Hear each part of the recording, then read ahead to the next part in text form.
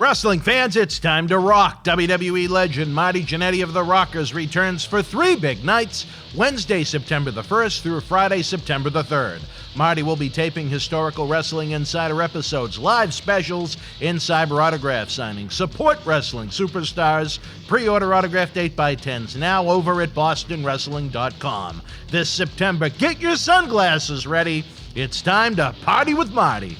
Ric Flair would walk into a bar, drink all night. Then when he leave, he would tell the bartender, put all the drinks on me. He would pay for every drink in that. Ric Flair would get up at 6 in the morning, be in the gym at 7, leave the gym at 9, go home, eat, shower, hop in his car, drive to wherever he got to drive. Wrestling fans around the corner, around the world, I'm Dan Marati. And I'm John Cena Sr. Johnny, the fans just haven't asked for it, they have demanded it. This August, we're headed back to Tampa for Wrestle House 2. WrestleMania weekend, we brought you Sinister Minister James Mitchell, TJP, Demolition Smash, Al Snow, Dutch Mantel Zeb Coulter, JTG of Crime Time, and WWE Hall of Famer Gerry Brisco for in-depth interviews and live interactive cyber autograph signings. And if you want our Wednesday Night Wrestling Insider Special Edition episodes to continue, we need your help to bring these superstars' careers and lives to life. Bringing you free content 7 days each week is an expensive proposition. Between appearance fees, air travel, renting the house, the equipment, and everything that goes in to a week of shooting, we can't do it without you. As we prepare to return to producing live in-ring events, help us bring you the superstars and legends of yesterday and tomorrow by visiting Indiegogo now and check out some of the great rewards. Wrestling fans, it's going to be a wild week in Tampa the first week in August. Get ready for Wrestle House 2. This is Mick Foley. This is Harley Race. This is Shelton Benjamin. This is Mr. Wonderful Paul Orndorff. This is the Monster Abyss. And this is Daniel Bryan. This is JBL, and you're watching the MWF. Be there live.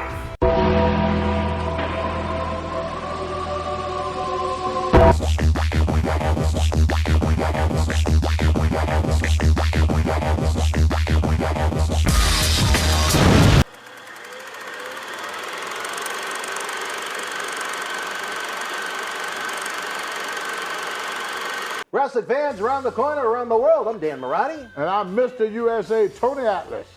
Memories and Legends, Tony, we're on night 3 of our Paul Bearer Holiday Headlocks 12 Days of Christmas, but because it's a WWE pay-per-view weekend, the TLC event is in San Jose, California tonight. Oh, my goodness. That means the fans aren't just going to get a snippet like some of the other 12 days we have, but the full-length episode, the season finale of Memories and Legends, at least in 2018. We're going to talk about a man that's been heavily requested by the fans, a man you have known pretty well over the years, from what I know, one of the greatest world champions of this generation, the Nature Boy Ric Flair. You know, I saw Ric Flair not too long ago, and he don't like for people to talk about him. I don't know if you know that. Really? He brags on himself, but when you brag on him, he don't like it. Really? That shocked me. I saw Ric Flair when Ric Flair was in his prime. Yeah. To me, he was the greatest, most entertaining wrestler I have ever met. Why is that? He could wrestle any style. He could wrestle with Andre the Giant one day, Harley Race the next, wrestle me the next day, wrestle another wrestler the next day, and he would adjust to each wrestler. There's nobody that career had been as long as Ric Flair on top. I mean, he's phenomenal.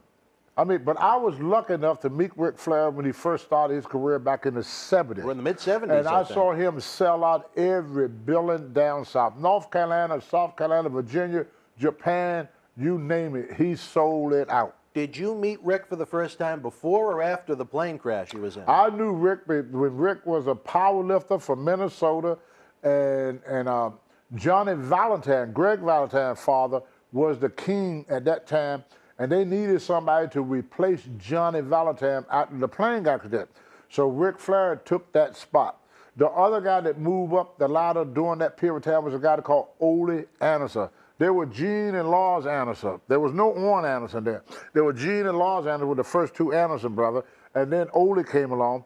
But Ric Flair, no matter where he went, it was patrimony. There was nobody that drew as much money. He filled up every arena he ever been in. I would say Ric Flair was the greatest of all time during my generation. I would say from 1970 up until his retirement, phenomenal. Look at him when he was in his 60s, out there wrestling with young wrestlers, and they would go back and complain to Vince, say Flair chops too hard. Even you like now, that? Yeah, Flair, he was in his 60s. He was able to keep up with some of your best wrestling stars in the world. Vince put him in the ring, and he held his own with everybody. I saw the retirement match. Who was that with? Shawn Michaels. That's amazing. That was a great match. That was amazing. He was old enough to be Shawn Michaels' grandfather, and was able to go toe to toe, and he put Michael through it. He did. I mean, when Shawn came out that ring, I don't think one of the younger wrestlers could have went out there and done what Flair did. That is amazing. A senior citizen was out there wrestling one of the top, most talented wrestlers in the WWE at that particular time. Shawn Michaels was one of the best. But Flair could hold his own against one of the best even today. He was an amazing, amazing individual. I got a lot of respect for that man. Was there a worry when the plane crash happened that Flair might never come back? I mean, he missed about a year of... It wasn't just Flair in the plane crash. Right. There was one of the Crockett's who was the promoter. There was my first tag team partner. My very first tag team partner name was Bob Breggers. He used to play pro football and then he turned wrestler.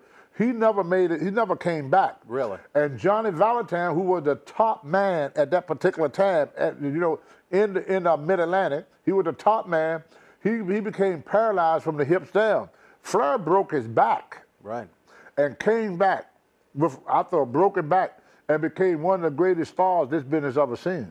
I don't care where you go in this world. You ask people, Ric Flair? Yes, I know Ric Flair. I go to California, I know Ric Flair. You go to Florida, I know Ric Flair. You go to Texas, I know Ric Flair. Go to Minneapolis, I know Ric Flair. Go to Japan, I know Ric Flair. You go to Canada, I know Ric Flair. Go to Mexico, I know Ric Flair. There's nowhere in this world that people don't know Ric Flair.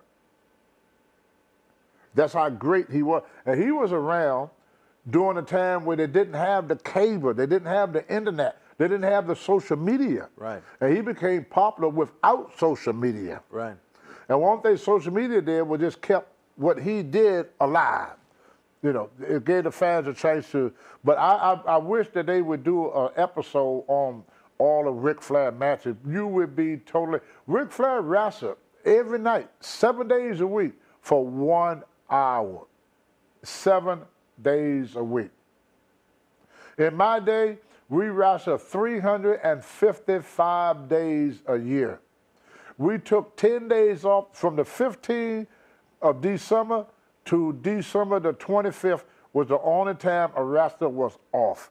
We wrestled 7 days a week, and Ric Flair went when they had to wrestle every night and sometimes twice on Sunday and Saturday. Right. They had a double shot. 9 shots a week. That's right. Flair wrestled. I don't know any wrestler today could do that. And that's today's time. Where Vince was a little bit more lenient on the wrestler, Vince Jr., where the wrestler only worked 4 days a week.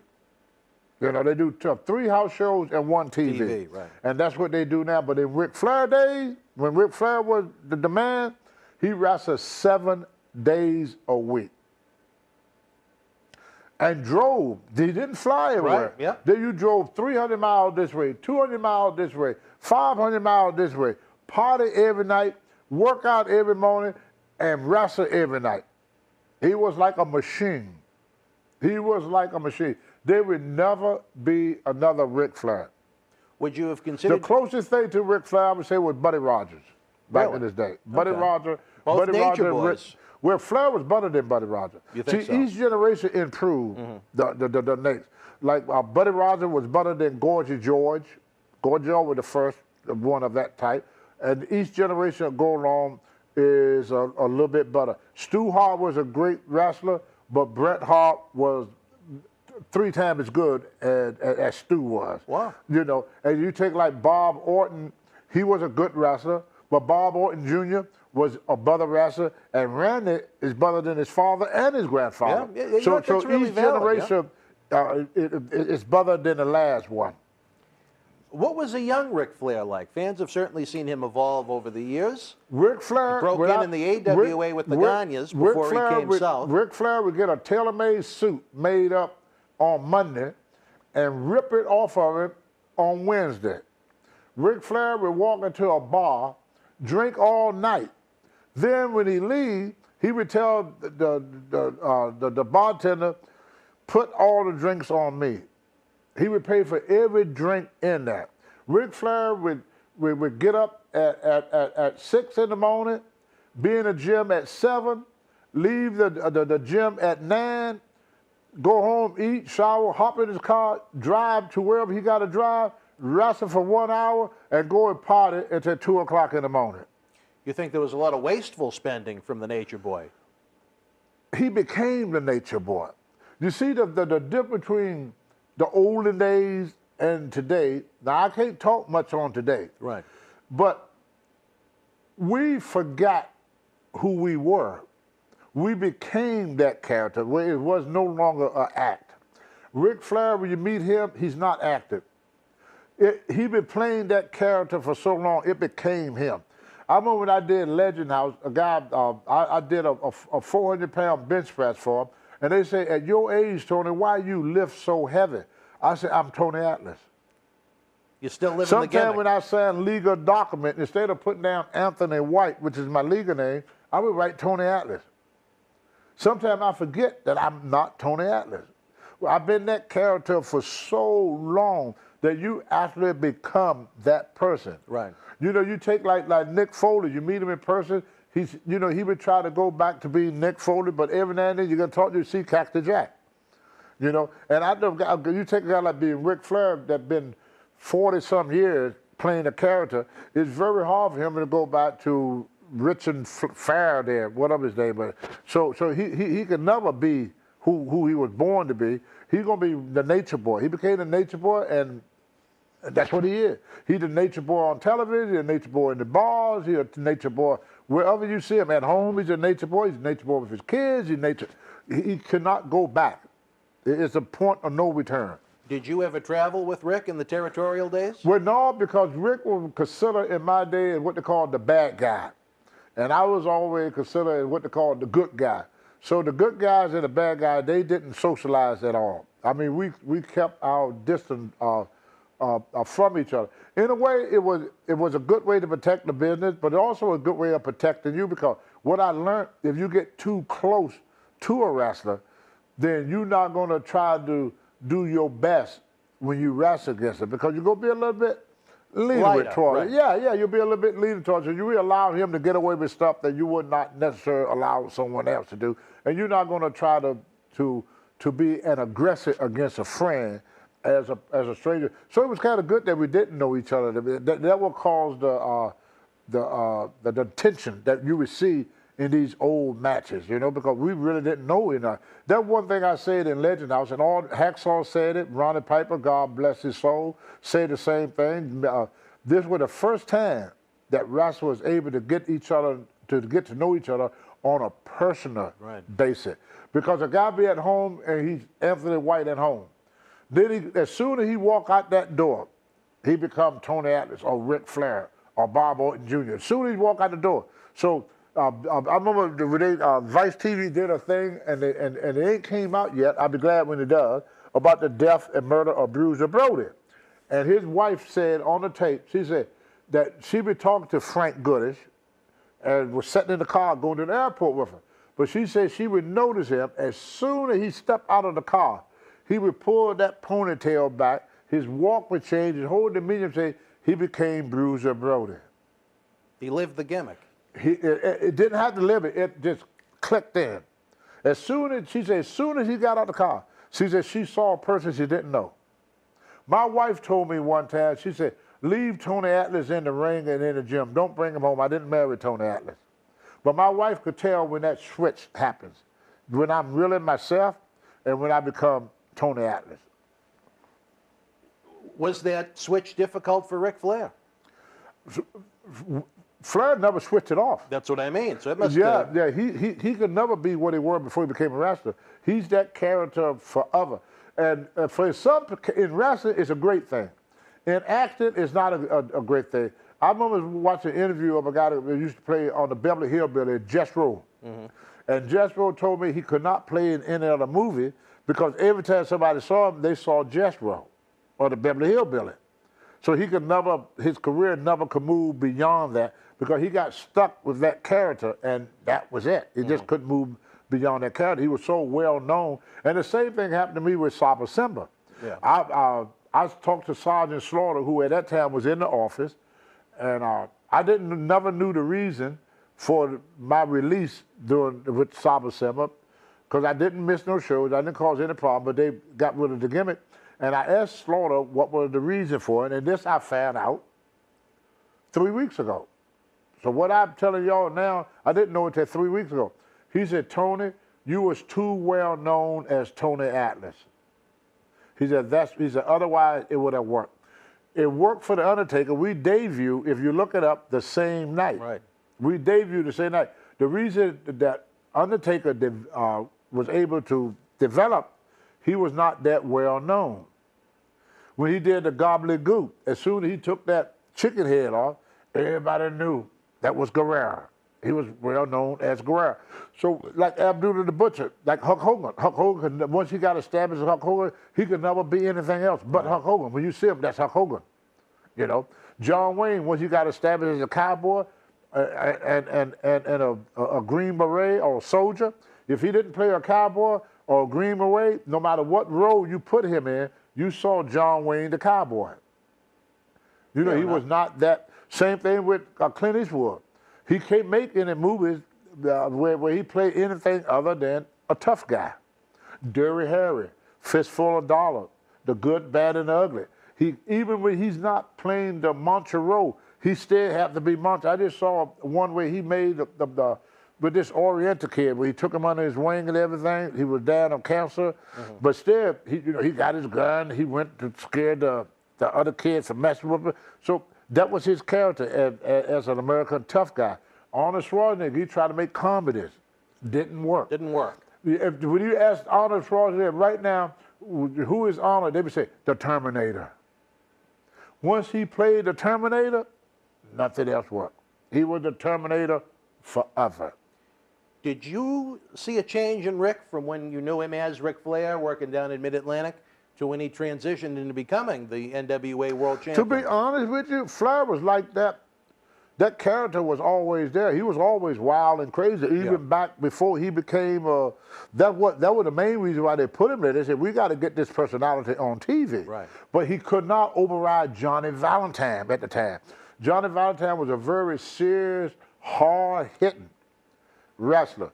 The first time Johnny Valentine hit me, I wet myself. Really? That's how hard he would hit you. You be black and blue when Johnny Valentine got through with you.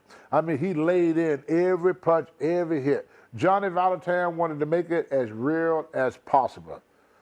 Yeah, Johnny Valentine, one of the roughest guys you all want to get in the ring with. Him and Larry the Axe Hennig, that's Kurt Hennig. We know Larry well here in Boston Wrestling. Yeah, buddy. I mean, he was another monster that would beat you halfway to death.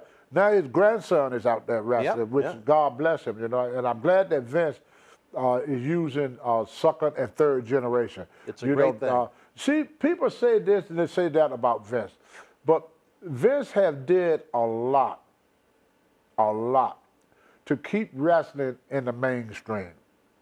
I don't know where wrestling would have been if it wasn't for McMahon. I mean, people got their gripe where he did this and that. Well, that was business. But when you look at where wrestling at, where the wrestling is the biggest indoor drawing sport in the world, I've seen wrestlers sell out stadiums. And the stadium is full. But then the pay-per-view he got. And he got this going on and that going on. They have never, you know, you go to a football game, the Super Bowl may be sold out. But they do that once a year. Right. Vince go in that same stadium and sell it out. Right. And turn away people. He could fill up that stadium with wrestling, and wrestling had never been that predictable. I remember back with World Class. More than Vonner, you used to run the stadium. But when you look at the old pictures, they was always half full. It was a good crowd for them, but it wasn't not like sold no, out. not No, even not close. even close. Not even close. I remember we did Shea Stadium. Shea Stadium. We did 600,000 some people. They did a bit Antarctica, but it was not totally sold out. It wasn't totally full. It was totally full. Vince go right back every last minute and the place is packed, and you have to turn away people. So it's amazing what he did. He marketed wrestling into where kids get toys. I mean, there was no marketing value to wrestling at first, and wrestlers had became, for the first time, not just wrestlers, celebrities. And you like that? I like that. I mean, I was last week, I was sitting right beside Ice-T. He's an actor, a rapper, he's a celebrity, but I'm sitting right beside him there. Wow. I'm sitting next to a lot of celebrities, actors and other football players. Mike Tyson saw me run up and start giving me a hug. Mike Tyson, former world champion. But Snoop Dogg, when he got inducted in the Hall of Fame, he mentioned my name. I grew up watching Tony Atlas. Snoop Dogg, of all people. Made you feel good. Yeah, that when these guys talk, they always bring up the guy that played with The Rock there. He's from Boston here. Woodsboro. Mark Wahlberg? Mark Wahlberg. I saw an article where he mentioned my name. Oh, really? I didn't know that. Yeah, he mentioned my name. Oh. So you take a lot of these actors and singers and people you see now on television. And they admire you. They all grew up watching wrestling. That's funny. Because wrestling right now is one of the most entertaining sports in the world. Now I'm a football fan myself. I mean, I love my New England Patriots. I'm a football fan. But sometimes I've been talking about football and to my buddy, hey Tony, what about Brock Lesnar? I said, well, Tom Brady. Oh yeah, yeah, Tom Brady, he's good. Hey, tell me what Brock Lesnar going to do with The Rock? Wrestling is in, thanks to the McMahon. They put it on on a corporate. There you go, corporate. That's certainly the way to put it. Let me ask you this, Tony. Back to the Nature Boy Ric Flair. ESPN, I don't know if you had a chance to see it, did a tremendous 30 for 30 documentary on him that Rick participated in. No, I didn't see that. You should check it out if you have on demand on your cable system. Or maybe I can get you a disc of it. But he said for the majority of his career, he was a functioning alcoholic. Do you think that's an accurate statement from your observations? Yes, because my first week, I didn't drink. All the guys said, Tony, got to be one of the boys. You got to fit in. So I said, okay, I'll go with your guy. They said, all right, we go to old 7-Eleven. They were the only convenience store. Then there was no other convenience store. It was just 7-Eleven. That was the first convenience store. We go in the convenience store. Now, this was every night because they didn't have fast food like they did now. We get a 6-pack of beer, a pound of sharp cheese, a pound of bologna, and white Wonder Bread. White Wonder Bread. But yeah, that's what it was. No wheat. There was no wheat around too much back then. Everybody would know there was that white Wonder Bread. Nothing gluten free. No, there was none of that gluten-free stuff in them days. And what the guy would do, the guy in the back, he would slice off a chunk of bologna, slice off a chunk of cheese, slap it on that piece of bread, and hand it to you, and hand you a beer. We used to call that the bologna blowout. It's a tradition at the Cauliflower Alley Club. That was the tradition. So every wrestler got used to drinking beer. And so what ended up happening, they got to the point that after 20 years of beer drinking and clubbing, they used to party every night. They go do their match. The match was over at 10. By 10:30 or 11, they're sitting in the bar. 2 o'clock, the bar closed. Now, sometimes if you didn't stay over, you had to drive back. And most times you had a 4-hour drive back. You leave at 10, you get in at 2. Mm-hmm. So that's when you would have your bologna blowout. And that's what the guys used to do. That's how so many guys got involved with the alcohol back in them days. But it was a tradition. Right, no, absolutely. Got to have a nice cold beer after every match. Got to have a nice cold beer. And guys, if you didn't do a 6-pack. And we know what your favorite was. Yep. Old Milwaukee. Old Milwaukee best. Old Milwaukee best, yes. Rick also claimed in this documentary that in his life he's probably slept with 10,000 women. Do you think that's an an That's accurate easy. statement. That's a lot of women. No, because I probably had two. It was so easy, You brother. had 10? It was so easy. But you've pretty much been with one for 30 years. Yep, but in my career, it was just that easy. You got no idea. How many would you have to have a night to rank up to 10,000? Most of the time, you had 2 or 3 women a night. Each night? Yeah, man. Really? It was not so you'd be hard looking to at do. 1,000 a year. Yeah, oh, it was easy. It was so easy. You'd be surprised. It was so easy back in them days. You see, what happened is different between them days and them days. Just like when we came to Boston. Right. There was one hotel we all stayed at every time we came to Boston. It was the Bradford. Yep. Right by Chinatown. I don't know if you stayed there or not. No. It was a real old hotel. Yep. And we used to walk from there to Chinatown. Well, after the show in the garden, all the ladies knew where we was at.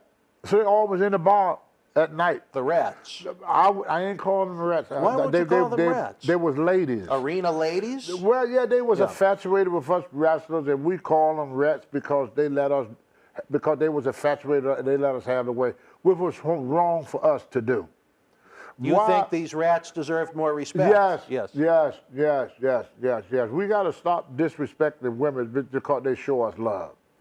You know, just because she fell for your crap, don't mean she's a rat. She fell for your crap. They were giving you, in essence, a very kind gift. Well, yeah, but we fed them bull crap to get them to go to bed with us. Told them that we love them. We told them everything. There's thousands of women out there that never went to a wrestling match. They probably went through the same thing. They meet some smooth-talking guy that would tell her anything that she wanted to hear for that moment so he could get laid.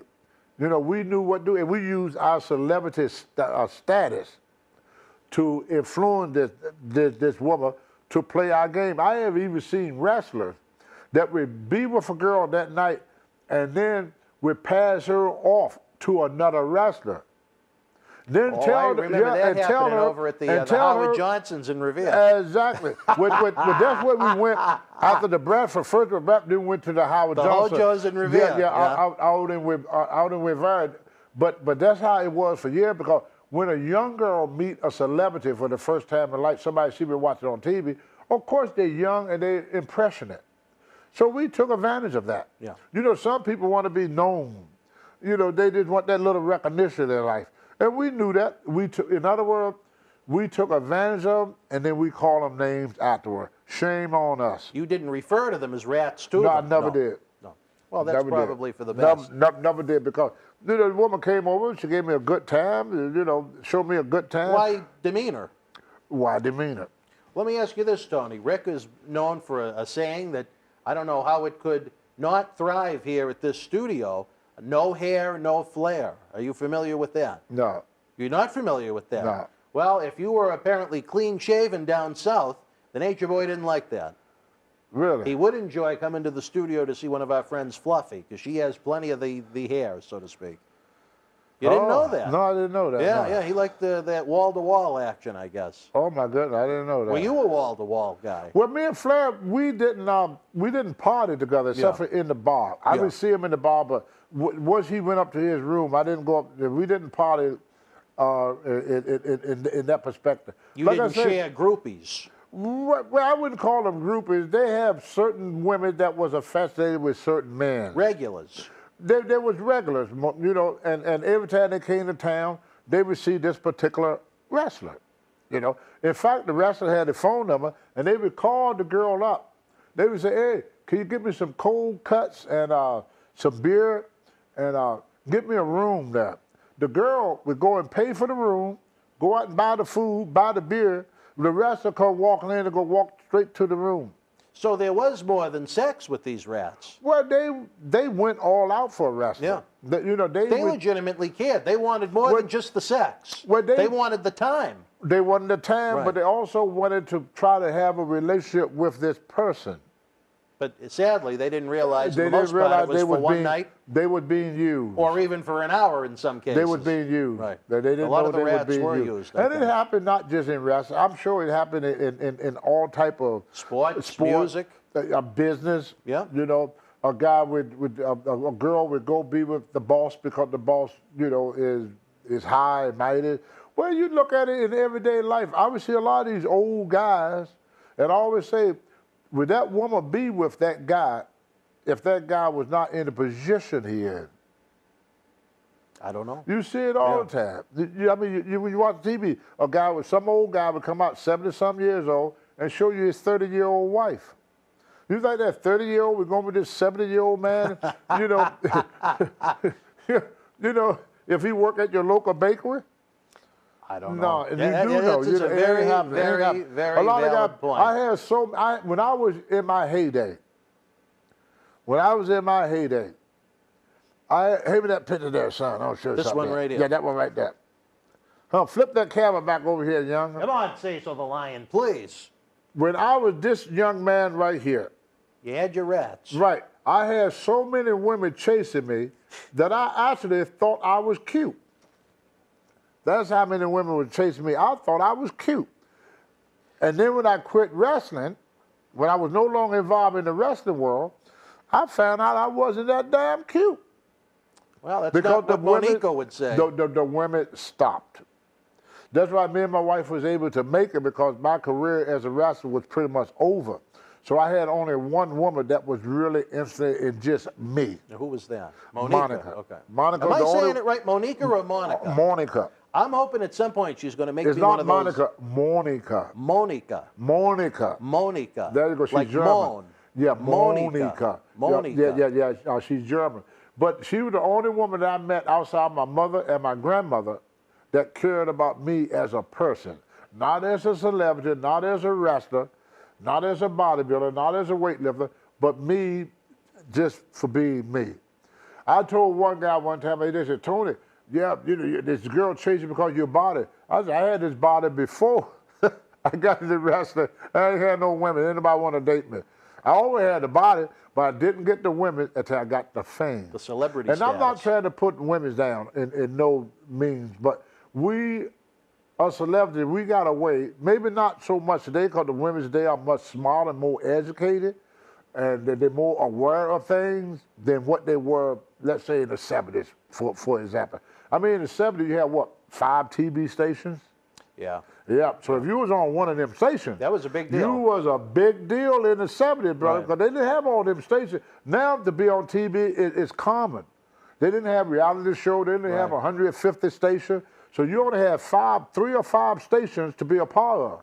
So if you was a part of them 5 stations, that was a big deal. That was a very big deal. And that's why when you watch Elvis Presley, when he was singing, where the women's falling out fainting, the Beatles, where they saw women falling out fainting. Now the guys go, you don't see that no more. You don't see women fighting to get to this guy no more. Because this woman knows she could be on TV too.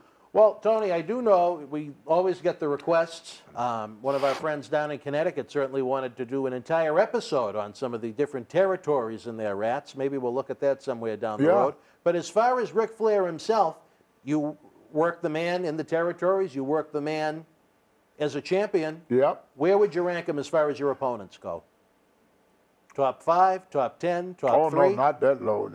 I always put Harley Race number 1. The king. I always put Harley number 1 as people to work with me. Right. To work with me. Flair, I would say Flair, the top 3, man, it was so many. See, it's hard to do that. Top 5. Wait, that's still hard. You can't even put him in the top 5. Well, no, he's up there, but it's hard to do simply for this reason. I work with Dory Funk Jr. Yeah. Not Terry Funk, Dory. And amazing. Dory Dixon, amazing. Ric Flair, amazing. You keep talking about this Dory Dixon. I have no idea who you're talking about. Oh, my God. If you never seen him wrestle, brother, imagine Rey Mysterio. Yeah. With more moves. I'm going to have to research Dory More Dixon. moves. Really? More moves. Better worker. Better worker. Dory Dixon, what's his name? He was just outstanding. I had worked with so many. It's hard to do number 1, number 2, number 3, number 5. It's so very hard to do, if a person want to be honest. Ric Flair, I would say, was ranked right around the top. Flair, Harley Race. If you ever worked with Dory Funk, he was fantastic. Nick Bockwinkel, phenomenal. So I've heard. Phenomenal wrestler. You know? Very smooth. Very smooth. Smooth as silk. So they just had this wrestling business has been so blessed we had some of the most talented people walking the face of the earth. Right. It was the same thing with somebody else who was the strongest wrestler I've ever met. That's another hard thing to do. Territorial could put 500 pounds over his head, but he couldn't bench press it. But he could put it over his head. You know, you take Albert Puskett could squat 1,000 pounds. You know, so it's hard to really judge any wrestler. Categorize them. Categorize guys at 1 or 2 or whatever, because each wrestler was phenomenal in their own way. Yeah. Are there any matches that stick out to you, main events that you had with Flair in certain places? Or no, but I tell you, angles? I remember the matches between Ric Flair. Now, Flair said Rick Steamboat was his best opponent. My opinion, it was Wahoo McDaniels. Now, why is that, Tony? Take us back, brother. They beat each other into oblivion. Wahoo was half crazy. I mean, when you see Wahoo and Flair work, not once did you thought that was a work. I mean, them guys, I mean, with Wahoo would chop you, brother, and blood would shoot from your chest. Flair and Wahoo built the NWA. They built that. When Rick and Steamboat went in, everything was already rolling. I got you. See what I'm saying? Yeah. Wahoo is the one that made Ric Flair. He built the foundation to the house. He built the foundation for the house that Ric Flair, Lex Luger, Sting, Ron Summers, and everybody else profit off of. Him and Johnny Valentine. Wahoo and Johnny Valentine and Ric Flair built the NWA and WCW. And Ole and Gene Anderson. That was the breadpin of it all. Yes. See? Any stories of Rick? And like Hulk Hogan built the WWE. Right. I mean, we were doing okay. We were drawing houses, but nothing like Hogan. Right. And then Cold Stone, Randy Savage, and all these guys, Lex Luger, John Cena, everybody that enjoying the fruits now. That table was built. That foundation, the root of that was Hulk Hogan. No matter what nobody said, I was there when it happened. You were there. I saw it happen. It took off like a freaking $1 million. Then when they started flying him around, they couldn't put him on the private on the regular flight. It would be too distracting. He couldn't get to the gate. Everybody wanted a piece of him. He could not make. I saw him one day at the airport. The last time at the airport, I was sitting there. He went to the counter. He couldn't get his ticket. We had to go get his ticket for him. He couldn't get his ticket. The people, they mobbed him? There was at least 100 people on him. I mean, everybody in the freaking airport was around Hogan. He was standing there like, guys, help me. He was begging for help. He couldn't even make it to the counter and get his ticket. Wow. Then when it came time for the gate, guys wanted to fight me because I'm trying to get Hogan through the crowd to get to his gate. That was the life. The plane wouldn't even take off. The pilot wanted to meet him? The pilot was back there. We were talking, man, when we going to take off? He was the steward that everybody was around Hogan. Finally, Vince took him off of public planes. And went private? He had to. Yeah. He would never made a show. The best for everybody. He would never made a show. When he walked through I mean, he just stopped. I mean, I saw the whole airport just freaking stop. All right, let me ask you this, Tony, before I hear the music starting to play as we wrap up this segment. How do you think Ric Flair will be remembered by wrestling fans and one of the greatest of all times. Maybe not the greatest, but at least one of the greatest of all time. They would never be a more dedicated person than Ric Flair. See, Flair made all of his fame. Hogan made his fame from movies. The Rock made his fame from movies. Flair made his fame from wrestling. He did. I would say, for me, if I had a choice to wrestle somebody, it'd be Harley Race. But I would say that Ric Flair was a much better drawer, a bigger drawer, a more entertainer, and more dedicated to the sport. All right. Because he became that. You know, he lives today. You meet Ric Flair today, same Ric Flair I met back in 1973. I think Space Mountain has slowed down a little. What? Space Mountain. Who, Flair? Yeah. You put him in that ring, he don't. All right, well, He may slow down outside, but it's something about that ring. lights him up. There's something about that ring. You put him in that ring, all of a sudden, woo! Just like you. It's on. All right, Tony. It's on. We're going to take a brief timeout. When we come back, we're going to continue the Hall of Fame name game with more luminaries from your great career. Fans, stand by. Jingle bell. The World Wrestling Federation was live at Stroudsburg High School in Stroudsburg, Pennsylvania, Wednesday, July the 27th, 1983. In the opening contest, S.D. Jones beat Bob Bradley. The Invaders with the win over Don Kernodle and Jack Carson. Sergeant Slaughter defeated Salvatore Bellomo. Polish Power Ivan Putski victorious over Mr. Fuji via disqualification. And in the main event, Rocky Johnson beat WWF Intercontinental Champion Don Morocco via disqualification.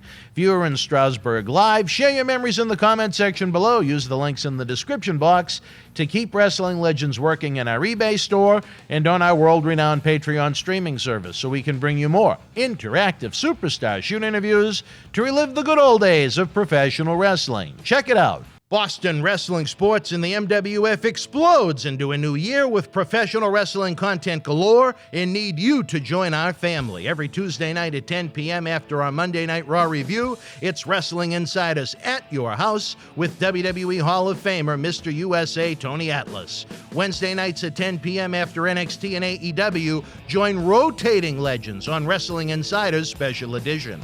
Every Thursday night at 10 p.m. after our NXT and Dynamite review, it's Marty Jannetty's no-holds-barred sex, drugs, and rock and roll journey on Wrestling Insiders Party with Marty. Friday night after SmackDown, don't miss John Cena Sr.'s Wrestling Insiders Fabulous Fridays. Plus, look for classic clips, history videos, bonus live episodes, pay-per-view watch-alongs, and more. For less than a cup of coffee at Starbucks, get early ad-free access to our Wrestling Insider talk shows, our acclaimed studio shoot interview DVD library, and help keep wrestling legends working during the worst of times. Wrestling fans, I'm Dan Marati. And this is the man of the hour, Leo Rush. It was all over BostonWrestling.com and our social media. But Leo, brother, they got to check out some of this merch. They got to. Check it out, fans, right now, available on eBay. At Night of Champions 2020, Tribal Chief Roman Reigns successfully defended the WWE Universal Championship against his cousin, Jey Uso, in a must-see battle. Here is your chance to own a piece of Roman Reigns moments before battle on this beautiful limited edition autographed 11x14 poster direct from friends at WWE. It's number 19 of only 50 made. Includes WWE authentication hologram on the poster itself, suitable for framing and matting. You'll also receive a bonus Legends autographed 8x10 photo and an on-air shout-out on Wrestling Insiders as our thanks for helping keep Wrestling Legends working. Get this ultra-rare Roman Reigns autograph poster now. Wrestling fans, especially here in the Boston area, we want to thank our great friends at Red Rose for their support for all of our charitable endeavors and programming efforts. Red Rose is 2 years young and extremely thankful for all the support they've had from our neighbors here in Melrose and beyond for an amazing first 2 years. Red Rose thanks Melrose and all of the first responders who have fought the good fight and have never given up hope during these unprecedented times. We did it together. Follow Red Rose on Facebook for their anniversary special, facebook.com/Red Rose Melrose. You'll be glad you did. Open until 2 a.m. Red Rose will give you fresh, piping hot, mouth-watering food that'll put an ear-to-ear smile on even the toughest critic's face. Check out their full menu online at redrosema.com or give them a call, 781-620-1889. Wrestling fans, welcome back to the December WWE TLC Weekend Edition of Memories and Legends. I'm Dan Marati, joined by my buddy, Mr. USA Tony Atlas. We discussed Nature Boy Ric Flair. We discussed some vaginal hair and all kinds of sorts of great things about Nate. Fans had asked, though, Tony, we like to take the fans' opinions from Twitter. Your memories of certainly a great tag team, and in one case, one of the great champions of the era, the Briscoes. Yeah, you know, Jack and Gerry Brisco, most people don't know they were Native Americans. Yes. Yep, they was Native. Also, they was what we call a shooter, which means they was not only a great pro wrestler, they both were very, very good at amateur wrestling. You know, they had a great amateur career long before they have a pro career. And I traveled a lot with the Brisco, and I always thought that they was a very, very, very good tag team. Even as a singer, they held their own, but they were mainly known for their tag team action. They worked together, and it looked like you was wrestling one person because they just knew what the other one was going to do before the other one even did it. Very fluid. Very fluid. They was a very, very outstanding team. Unfortunately, I didn't get to spend as much time with them as I would like to. I think me and Gerry, we talked more when he became an agent than what he was when he was a wrestler. Because the way wrestlers did, like the Brisco mainly was out of Florida most of the time. So they spent most of their days like Dusty Rhodes did in the Florida area and around Texas. Yeah. Whereas if you was in Minneapolis, you may saw him maybe a couple of times. If you was in Mid-Atlantic, you saw him a couple of times. You was in at that time WWF or AWA with Vern Gagne. You would see them a couple of times, but you really didn't get to really, people that only really know the Briscoes are people that work Florida or Texas on a full scale. How is Jack Brisco as a world champion? Was he before you broke in?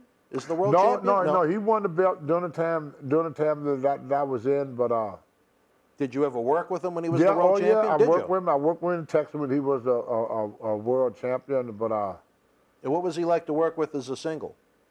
He was an excellent worker. I mean, in the ring, you know, he both of the Brisco was really, really fantastic wrestlers. That's why I say it's very hard to set a name with this wrestler better than this wrestler, this wrestler better than this wrestler. The good thing about wrestling, you have your variety. Someone may love the way superstar Billy Graham wrestled. Another person would look at superstar Billy Graham and say, I don't like his style. I like Harley Race. Another person would look at Harley Race and say, oh, I don't like his style. I like the way Ric Flair does it. And that was the most amazing thing about pro wrestling because there's always something there for everybody. Right. So it's very hard to put one tag team or one person over top of another because in wrestling, one man dream, another man nightmare. Right. Because wrestling got a little bit of something for everybody. Even if you're watching now, you know, everybody got their, like you said, who's your favorite wrestler? See? Such variety, great variety. They always had that variety, so that's why it's hard to really place. So what we judge wrestlers on is how many butts you can put in a seat. So promoters always had a lot of talent in wrestling, always been a lot of talent. But what make you a champion is the fact that you could put butts in the seats. There's guys that could wrestle circus around Hulk Hogan, but they couldn't draw flies. Couldn't draw flies with a handful of honey. Right. You know, but he could draw. Dusty Rhodes, he couldn't do what Rey Mysterio do. He couldn't do drop kicks, head scissors, jump off the top rope like Jimmy Snuka. He couldn't do none of them moves. If I can, he was very limited in his wrestling moves. But when you put Dusty Rhodes on the billboard, the place sold out. So, do you remember a little bit of the controversy the Briscoes faced when they sold their stocks of Georgia to Vince McMahon? And Vince was able to capitalize on that and go on to the TBS network, replacing the longtime Georgia Championship Wrestling show. I think it was back in 1984. Right. Well, see, a lot of guys say that they shouldn't have done it, but they were very smart businessmen too. And they saw had families. Yeah, well, they saw the writing on the wall because we had Mario Savoti, his father Angelo Savoti, and he refused to sell. And he was a promoter of New England. Right. He did. Well, there's two different territories. Yeah, but he was the promoter for New England, and Gorilla Monsoon, Arnold Skolin, all the guys, they sold out to Vince and took the deal. Savoti didn't. He made a mistake. He made a big huge mistake. Huge mistake. Because he was left out in the cold. There's an old saying, you can't fight City Hall. When corporate come in to run over you, unless you got the money and the ability to keep up with it, you're not going to do it. So if the Briscoe have not done it, then Vince would have took it anyway. So you might as well get paid. You're going to lose it anyway. They would not be able to keep it because Vince had all the talent. Right. Vince could pay the wrestlers 3 times what the Briscoe could pay them. Right. So they would have hung in there probably about a year or so, and then Vince would have ended up, and they would have ended up with nothing. The Briscoes didn't last very long in WWF as a tag team. Jack kind of went home when he got tired of the travel, and Gerry went on to have a decades-long run with WWF. Well, so it was certainly a great move for him. Jack was not the healthiest man in the world. Oh, really? Okay. So illness started set in that caused him to come off the road. It wasn't because he really wanted to. Plus, they had their own business going. Right. Yep. The Briscoe brothers. So he dropped out of wrestling to run his business because his health was. He felt that his health was not all there. And then I saw him in the last years of his life. It had really. Took a toll. I think he had cancer, if I'm not mistaken. That's too bad. But his health started. Health. Most time when a wrestler quit and go on to something else, his health started to fail him. You can stay in wrestling as long as you stay healthy. Healthy, right? And unfortunately, some of us guys, hopefully, knock on wood, that I've been lucky. But I remember Jimmy Snooker in 1990 was the best developed wrestler in the WWF. That was WWF that time, 1990. 90, right. And he was phenomenal looking. I saw him in 2000, and it was like a total different. Right. But he got stomach cancer. Yeah. So the cancer, he got ill. If he had not got ill, then he would have still been that big like you. Yeah, I've been lucky that I have not had any illness or any sickness that caused me to. When I see Harley Race in a wheelchair. It's sad, but his health gave away on him. And when I saw King Kong Bundy at the big event, he had to have 2 guys to help him stand up. I see Abner the Butcher walking with a walker. That was the most feared man in wrestling. Now he's with a walker. Yeah. You see? So your health is very important. Well, you take like Tom Brady, 41 years old. Still ticking. And he's still kicking. But if Tom Brady should get hurt at 41, stick a fork in him. There ain't no coming back. Right. You don't heal that well at 41 like you did when you were 21. 21, right. So it would be a year before he's able to walk back on that field, and he probably would never be the same. He's going to be a little gun shy if he ever got hurt out there. Hopefully he don't get hurt this year because I'd like to see him in the Super Bowl. There you go. Let me ask you this, Tony. You mentioned the Savoldis. Do you think Ole Anderson kind of put himself in the position of Angelo Savoldi when the Georgia shares got sold and he was just kind of really left with nothing? They kicked him out. Yeah. Yeah, he didn't volunteer. The WCW was his idea. It was his idea. Ole was one of the most smartest men this business I've ever seen. Mm-hmm. But they took Ole's idea, developed it, and then they got rid of the developer. They kicked him to the curb. They did the same thing with George Scott. The people that built the territory were the people that they got rid of, which is weird to me. That's wrestling, as they say, right? Where would you like to see the Briscoes remembered as decades go on down the road? For the fans that may watch this video 40 years from now, what would you tell them to maybe introduce them or educate them about the Briscoes in a few sentences? The Briscoe was part of the foundation of what we see now. All the guys like the Briscoe, the Anderson brothers, the Valiant brothers, the list go on and on of great wrestlers that have built, have sacrificed they really all their youth. I mean, like Randy Savage, he got into wrestling, he was 16 years old, all the way up until his death, He put everything he had into wrestling. Ronnie Piper, he put, ever since a youth, put everything he had into wrestling.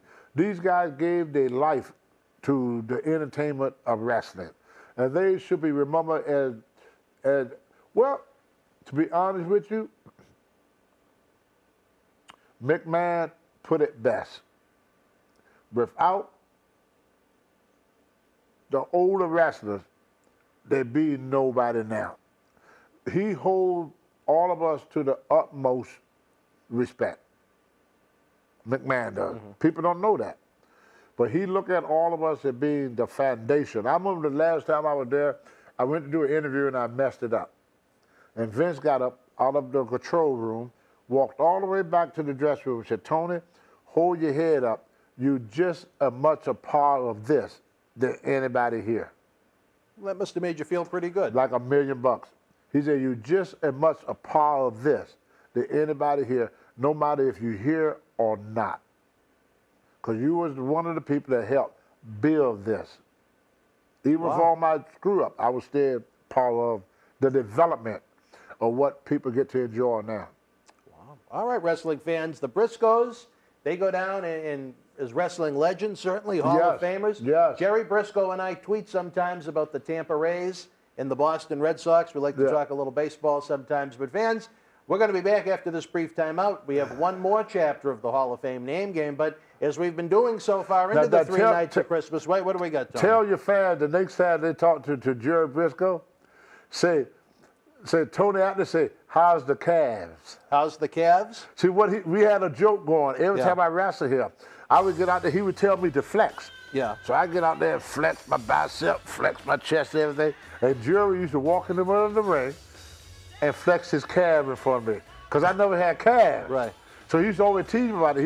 He had the bigger calves. He had these huge calves, you know, and he used to always flex his calves in front of me, and I used to, I used to do that all the time. I wanted some high boots one time and tried to get him to wear these high boots to come up to your knees just so you can stop showing them calves. So if you mention calves to him, he's going to laugh. That was one of his biggest gifts. If he saw me right now and then, he would come and he'd pull his pants leg up and try to flex his calf. All right. He would do it right now and Maybe we'll see it sometime. All right. Yeah. Wrestling fans, again, we're going to say salute to Paul Bear. We'll take a sip of the cup. We're going to take a look at holiday headlocks, and we'll be back with more. Wrestling fans around the corner, around the world, I'm Dan Marati. And I'm John Cena Sr. Johnny, the momentum here in Boston wrestling continues as we continue to build and build and build. The fans want to know, how do we help? We subscribe to the Patreon. But we see all the great merchandise on that set. Coronavirus may have killed the nightlife, especially for someone like Marty, but our acclaimed eBay store is open 24/7 around the world. Wow. Check it out.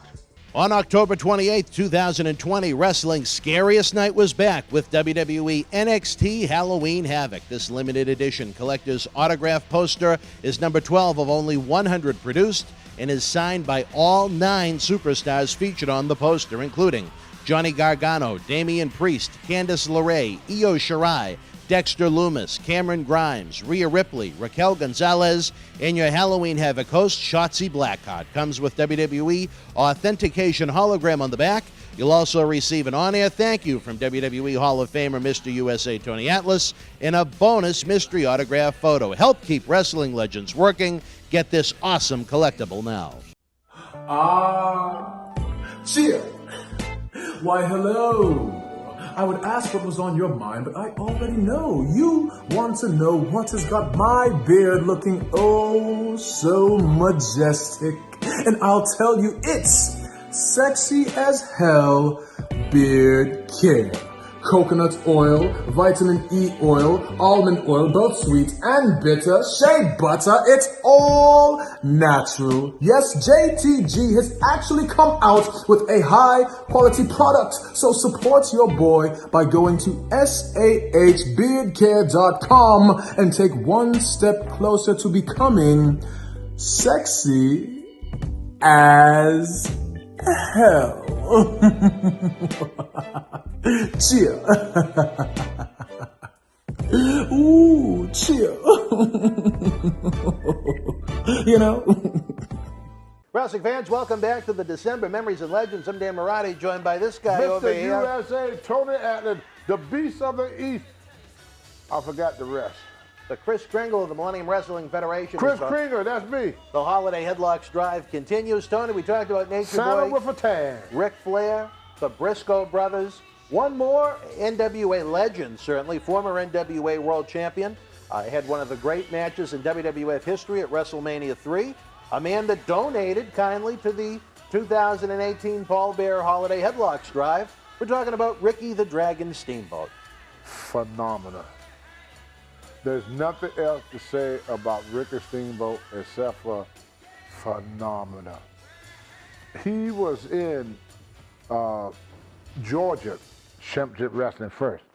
And he was tag team with a guy called Dean Ho. Now, Dean Ho was one of the strongest men I ever met.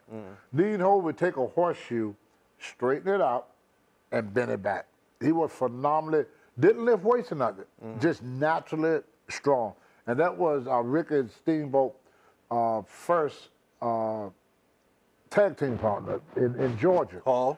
Right. And then what ended up happening, Jim Barnett allowed Rick and Steamboat to go to Mid-Atlantic. And I remember Barnett come back in the dressing room, oh my God, that Rick and Steamboat, he's down there selling out everything. People love him. They're going crazy for him. And we had him, and we lost him, and we let him go. I'm going to be sick. And when you talk to Ric Flair, I said, Flair, who was your best opponent? And right, without any hesitation, he would say, Rick and Steamboat. Rick and Steamboat is a gentleman. He is. Very classy. Never had any problem out of him. He always been nice. He always had been, gave me a lot of good advice. He always had helped me out in any way he can. He always been a dear friend. You know, I saw Rick at not too long ago. He was at the big event in Queens, and we sat and we chit chat for a while. We always so good to see each other. Now, if any of y'all would meet Steamboat, we got a little joke going too. Oh, really? Yep. All the rest of we all got a little Tony Atlas joke going. One day, George Scott told me I'm going to wrestle George Two-Ton Harris. And he said, the show before in Winston-Salem, North Carolina, I started to get over with the people. The people started liking me. So he put me in George Two-Ton Harris in Winston-Salem. He said, now, Tony, you coming back next week with the USA champion, Blackjack Mulligan. He said, I want you to go out there tonight and I want you to shine. I said, you want me to shine? He said, I want you to shine tonight because we bring you back next week against Blackjack Mulligan. So I go out in the ring, and Bunk Harry was a veteran. So every time I started to do something, he said, not yet, kid, not yet, kid, not yet, kid. So I let Bunk Harry throw me around, beat up on me and everything like that. Finally, it was time to go home. He threw me into the rope. I leapfrogged him, turned around, 2 drop kicks, and back then, my finish was a sleeper, and I put him in a sleeper. I come back, George Scott said, what happened? In 15 minutes, he kicked the crap out of you for 11 minutes. He said, I told you to shine. Why didn't you shine? I said, but George, I usually have a bottle of baby oil. Rick and Steamboat hit the floor. Steamboat hit the floor. And every time I see the Steamboat, you mentioned that to Rick and Steamboat, he would bust out laughing right away. He could not believe, I didn't know what shine means. So when George said he want me to shine, I went back and dumped baby all over me. I said, I'm going to be shining tonight. George's going to like this. I'm shining tonight. I just put baby oil on me. That's what I thought shine means. Shine, is a term they use for make it, look good out there. Right, take care of yourself, look good out there. I thought he wanted me to shine. So I dumped baby oil all over me. I was greasy, No, I bet Jim Barnett liked that. I probably did. Yeah. But I remember Rick and Steamboat, and even now, Rick could tell people that all the time. Oh, really? He said, that Tony was shining. I said, George, I usually have a bottle of baby oil. How much more shining you want me to do? Now, I don't know if I read this in a book or heard a secondhand story, but did you and Ricky socialize a bit back in the day? Yeah, we traveled together. Oh, did you? Yeah, me, Tommy Rich, we were the young bloods back in them days. It was Tommy Wildfire Rich, Tito Santana, and Ricky Steamboat, and Bob Orton. Bob Orton was probably about 180 pounds. I met his skinny as a whale. Wow. So all of us, we was all like the young bloods, like back in the 70s and stuff. Don Canuta. And we all hung out together, traveled together, drank beer together, fought together, had sex, not with each other, but with rats. Not with ladies. Ladies. With women, not with rats. No sense. I don't like that. But we started our career off because I met, we all, believe it or not, most of all the guys that was in the WWF in the 80s, they all came from even AWA, either came from Minnesota, Minneapolis, or they came from the South. Right. You know, all the top stars that Vince Jr. used, like Ronnie Piper, that came from the South, and Minneapolis. You know, he started in Minneapolis. You take most of all the guys, Chris Benoit and all them guys, Tito Santana, they all came up from the South. And most of the northern wrestlers, the majority of them, believe it or not, were from Canada. In fact, I would say about 60% of the wrestlers in the 70s were Canadian. Really? Mm-hmm. Wow. Yeah, because Stu Hart trained them. He had Stampede Wrestling. Right. So a lot of them came from Stampede Wrestling, Klondike Bill, all the guys I talk about, George and Sandy Scott. You know, they were from Canada. The Scott brothers. The Scott brothers. You know, they was all Canadian. The Hart Foundation was Canadian. And even here in recent, you take like Edge, from Canada. Yeah. The kid that just left there that used to had a coat that light up, Chris Jericho. Yeah. Jericho is a Canadian. And if I'm not mistaken, is Brock Canadian? I think he lives in Canada now. He was from, I think, North Dakota, Minnesota. Went to school in Minnesota. Yeah, and even a lot of guys, you know, they was Canadian born. Yeah. Yep. Well, Tony, let me ask you this. Was there a competitive flair at all between you and Ricky Steamboat, where you both not only were professional wrestlers, but were involved in the bodybuilding world? Well, yeah, Ric Flair, I competed in the Mr. Southern Hemisphere, and Ric Flair and Jimmy Snuka competed in the Mr. North Carolina competition. And I saw a tape of that. Mm-hmm. I don't know if it stayed on the internet, but somebody showed it to me on the internet back in the 90s. Oh, really? Yeah, it was a tape of me posing on stage, and Steamboat was on the tape, and Jimmy Snuka was on tape. Jimmy Snuka got second place, and Ric Flair won the Mr. North Carolina, and I won the Mr. Flair Southern won? Hemisphere. Yeah, huh? Flair won? No, Steamboat, you mean? Steamboat. Okay. Steamboat won the contest. Jimmy Snuka got second place in the Mr. North Carolina, and I won the Mr. Southern Hemisphere that night. Wow. I couldn't compete in the Mr. North Carolina because I already won it. Oh, okay. I got you. And then Kevin Sullivan took and won the Mr. Tennessee Bodybuilding Championship. Did he? Yeah, Kevin Sullivan. Yeah. He had a tremendous bodybuilder physique before. Now, I got to brag on this. Let me hear you, brother. I'm the one Put that yourself over. I'm the one that got Rick the Steamboat involved in bodybuilding. How was that? Well, he just started training with me back in Charlotte, and you would see a tape of where Ric Flair scraped Ricky Steamboat's face on the concrete, and they bet, and I'd do a 500-pound bench press. Yep. Really? Yep. And then they had a posing thing with me and Ken Patero. Kenny Patero. Where I bent the steel bar around my neck, blew up a hot water bottle, and Steamboat spotted me when I did the bench press. Yeah. And then after I did the bench press, Ric Flair attacked Steamboat and scraped his face up real bad. Oh. Yep. So I'm the one that got Rick Steamboat never in a bodybuilding contest in his life. Jimmy Snuka had, because he was Mr. Hawaiian. Yeah. So he had competed. I got Frank Marty, who was another great bodybuilder. He was not a top star. He was a undercard guy, but he had a great physique. I got Kevin Sullivan lifting weights. Kevin never lifted weights day in life. Started training with me and won Mr. Tennessee. Yeah? Yeah. Wow. He was a state champion. Steamboat was a state champion. Kevin Sullivan was a state champion. But you were the most successful. You were Mr. USA. Yeah. All right. Yeah. Did you have a chance to work with Ricky in the ring? You Only both were baby faces. Only tag team. As partners or against each other? Only Okay. as partner. I never wrestled him as an opponent because we was always called, like you said, baby faces. He right. was always a baby. I was a baby. But I have seen matches on TV from Mid Atlantic where me and Steamboat, we teamed up a lot in the late 70s. He was very smooth. Very good. Yeah. Very good. One of the best you ever had a chance to work with? Yes. As far as you look back at some of the Now, legends. my best tag team partner of all time was Tommy Wildfire Rich. Tommy Rich. Tommy Rich. He's the most underrated wrestler that this world ever seen. He was just as big as Flair at one time. Really? He was bigger than Flair at one time. Well, I think maybe we'll have to dive into the career of Tommy Rich in one of these episodes. He was bigger than Ric Flair at one time.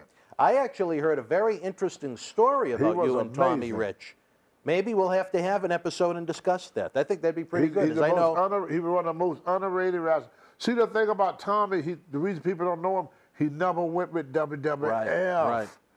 You know, he stayed down there. He had loyalty to WCW. Yeah. You know, and he never left the South. Well, and there was some rumors that the reason he got the world championship was because Jim Barnett gave him a little wildfire. No, he got. That was a rumor. No, he got the championship because what happened was Bill Watts, Harley Race supposed to came in, and he got a call from Japan, so Harley canceled. So what Bill Watts did, he was a booker at the time, he going to have a trophy called Champions of Champions. And he had all the people to write in. See, TBS was the first cable network. So it went into 48 different states. They got all the letters back who should be the next world champion. The guy that got #1 spot was Tommy Rich. The guy that got the #2 spot was Mr. Wrestling #2. They gave the trophy to Mr. Wrestling #2. Why?